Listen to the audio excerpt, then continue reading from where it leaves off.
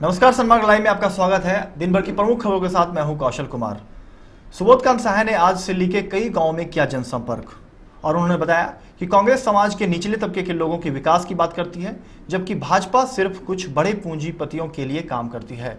कांग्रेस और भाजपा के काम में यही अंतर है। यह बातें रांची से कांग्रेस प्रत्याशी सुबोधकांत सहाय ने आज दिल्ली के कई गाँवों में जनसंपर्क अभियान में कही। श्री सहाय ने आज गंगा घाट, चाम घाटी, राजा डेरा, बरियातू एवं बंता आदि गांवों में ग्रामीणों के साथ बैठक तथा जनसंपर्क कर उनकी समस्याओं को सुना। बढ़ते हैं अगली खबर की ओर। झारखंड आदिवासी संघर्ष मोर्चा के तत्वाधान में 40 सामाजिक संगठनों की ओर से पीपल ऑफ झारखंड एजेंडा तैयार किया गया है, जिसमें भाजपा की जनविरोधी नीति से कैसे निपटा जाए, राज्य के मूलवासी आदिवासी का हक उन्हें मिले, इसे भी शामिल किया गया है।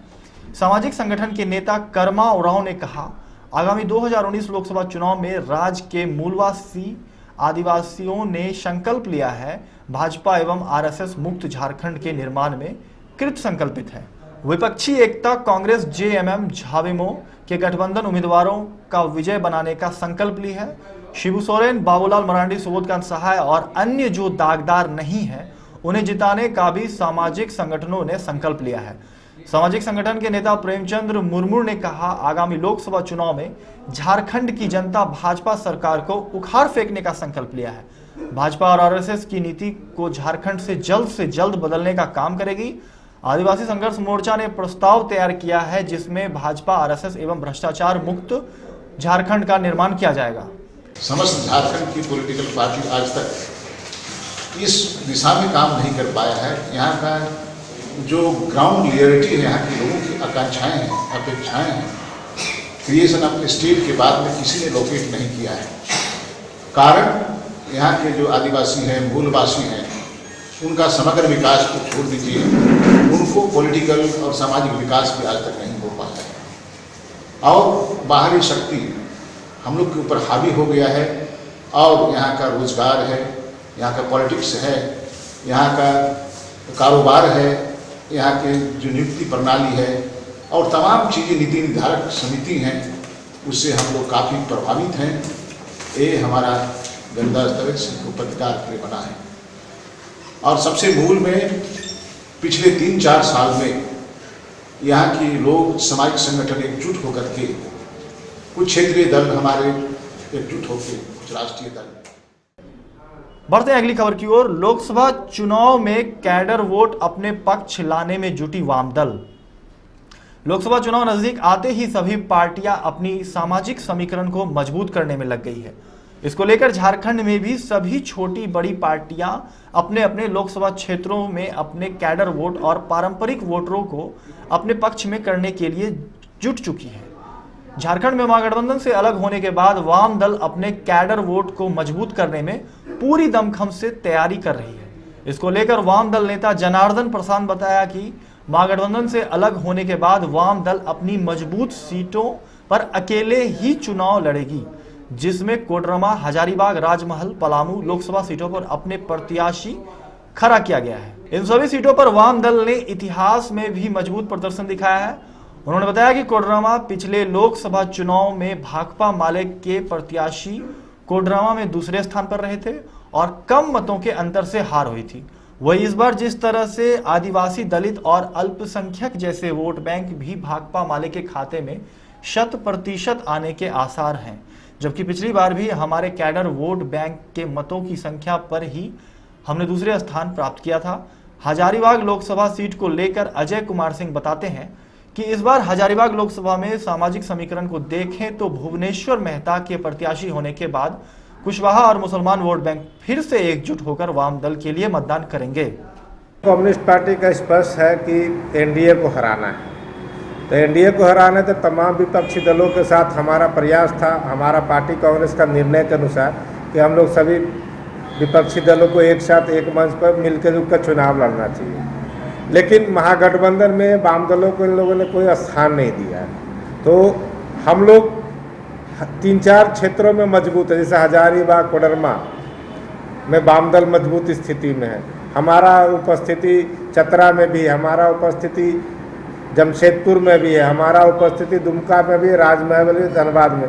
तो पूरे राज्य में 4 लोकसभा क्षेत्र ऐसे हैं जहां पर प्रत्यक्ष अप्रत्यक्ष रूप से वाम दल काफी मजबूत स्थिति में है। सुदर्शन भगत ने किया नामांकन, सीएम समेत कई नेता रहे मौजूद। आज लोहरदगा के सांसद सुदर्शन भगत ने नामांकन पर्चा दाखिल कर दिया। इस दौरान उनके साथ सीएम रघुवर दास समेत बीजेपी के कई बड़े नेता मौजूद रहे। उनके साथ रांची के मेयर आशा लाकरा, राज्यसभा सांसद समीर उरांव, मांडर विधायक गंगोत्री कुजूर समेत सैकड़ों समर्थक नामांकन स्थल पहुंचे। मालूम हो कि पिछले 2 बार से लगातार सांसद हैं सुदर्शन भगत। इस दौरान सुदर्शन भगत ने कहा कि सभी अपने लोग हैं और देश की जरूरत को समझते हैं, इसलिए उन्हें जनता का समर्थन मिलेगा। इस बार सुदर्शन भगत का मुकाबला कांग्रेस के सुखदेव भगत से होगा। कांग्रेस ने सुदर्शन भगत के खिलाफ लोहरदगा विधायक सुखदेव भगत को मैदान में उतारा है। सुखदेव भगत लोहरदगा उपचुनाव में जीतकर विधायक बने।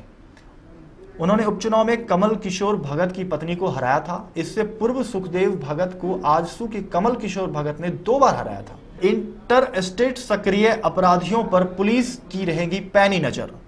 लोकसभा चुनाव को लेकर डीआईजी रैंक के कई राज्यों के पुलिस अधिकारियों की बैठक जैप वन परिसर स्थित खुकरी सभागार में किया गया। बैठक में रांची रेंज के DIG AB Homkar, Kolhan range के डीआईजी कुलदीप द्विवेदी, हजारीबाग रेंज के डीआईजी पंकज कंबोज सहित उड़ीसा, छत्तीसगढ़ और पश्चिम बंगाल के डीआईजी रैंक के पुलिस अधिकारी शामिल हुए।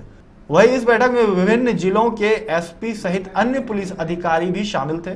डीआईजी एजी होमकर ने बताया कि बैठक में इंटर स्टेट सक्रिय नक्सलियों व अपराधियों का डाटा पुलिस अधिकारी एक दूसरे से साझा करेंगे, जिसके बाद कार्रवाई को लेकर संयुक्त रणनीति तैयार की जाएगी।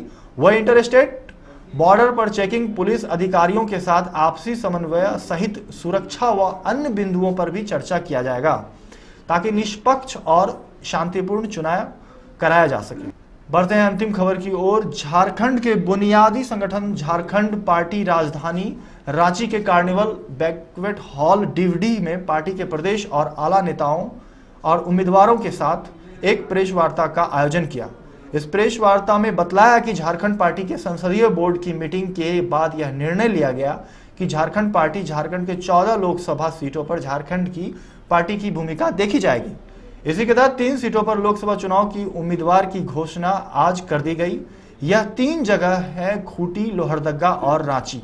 इसके अतिरिक्त अन्य जगहों पर सामान्य विचारधारा वाले संगठन का समर्थन किया जाएगा। वहीं खूंटी लोकसभा क्षेत्र से पार्टी के वरिष्ठ उपाध्यक्ष अजय टोपनो, रांची से पार्टी के युवा नेता परमेश्वर महतो और जमशेदपुर से संतोष कुमार पांडे उम्मीदवार होंगे। वही पार्टी लोहरदगा से भी अपने प्रत्याशी को उतारेगी, जिसके उम्मीदवार के नाम की घोषणा विगत 1 से 2 दिनों में पार्टी के द्वारा विधिवत कर दी जाएगी। साथ ही वाम दलों को 4 सीटों पर समर्थन दिया जाएगा, जिसमें हजारीबाग से सीपीआई, कोडरमा से सीपीआई माले, धनबाद से माओवादी कम्युनिस्ट सेंटर और राजमहल से वाम दल के उम्मीदवार को समर्थन दिया जाएगा। दुमका से पार्टी झारखंड मुक्ति मोर्चा के प्रत्याशी शिबू सोरेन के समर्थन दिया जाएगा और साथ ही उनके खिलाफ प्रत्याशी खड़ा नहीं किया जाएगा। और बाकी बचे हुए सीटों पर पार्टी अपना विचार विमर्श और मंथन कर रही है। झारखंड की लोकसभा चुनाव में 4 सीटों से चुनाव लड़ेगी, खूंटी, रांची, जमशेदपुर और लोहरदगा। आज हम लोग खूंटी से श्री अजय टोपनो, रांची से श्री परमेश्वर महतो, जमशेदपुर से श्री संतोष कुमार पांडे की नाम का घोषणा कर रहे हैं। लोहरदगा में हमारा विचार विमर्श जारी है। इसकी सूचना हम लोग कल आपको दे देंगे।